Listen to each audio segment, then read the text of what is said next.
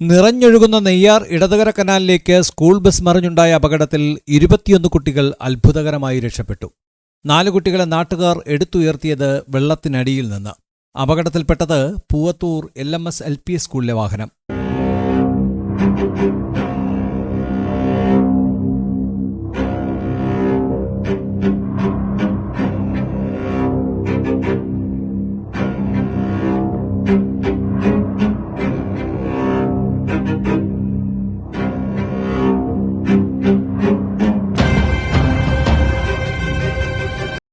ഇന്ന് രാവിലെ പൂവത്തൂർ മൊട്ടക്കാവിൽ ഇടതുകര കനാലിലേക്ക് വാൻ മറിഞ്ഞാണ് അപകടമുണ്ടായത്.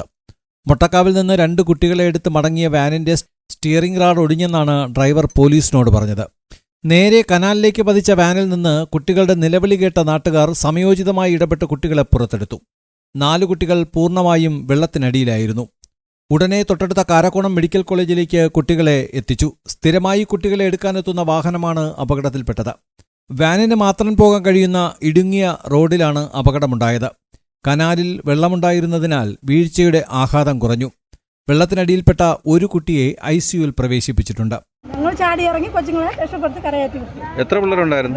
21. ഒരു കൊച്ചിന് മാത്രമേ ഇത്തിരി വെള്ളം കുടിച്ച് കുഴഞ്ഞു പോയി. സാധാരണ ഇവിടെ വരുന്ന വണ്ടിയാണോ? ചെറിയ മുറിവൊക്കെ ഉണ്ടായിരുന്നു. ചെറിയ ഒരു നെറ്റിയിൽ മുറിഞ്ഞ്, പിന്നെ കുറുക്കിലൊക്കെ ഇടിയൊക്കെ കൊണ്ട കൊച്ചുങ്ങളുണ്ടായിരുന്നു.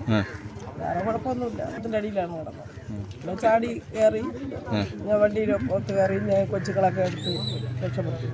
മാരായമുട്ടം പോലീസ് സ്ഥലത്തെത്തി മേൽനടപടികൾ സ്വീകരിച്ചു. വണ്ടിയുടെ ഫിറ്റ്നസും മറ്റും മോട്ടോർ വാഹന വകുപ്പ് പരിശോധിക്കും.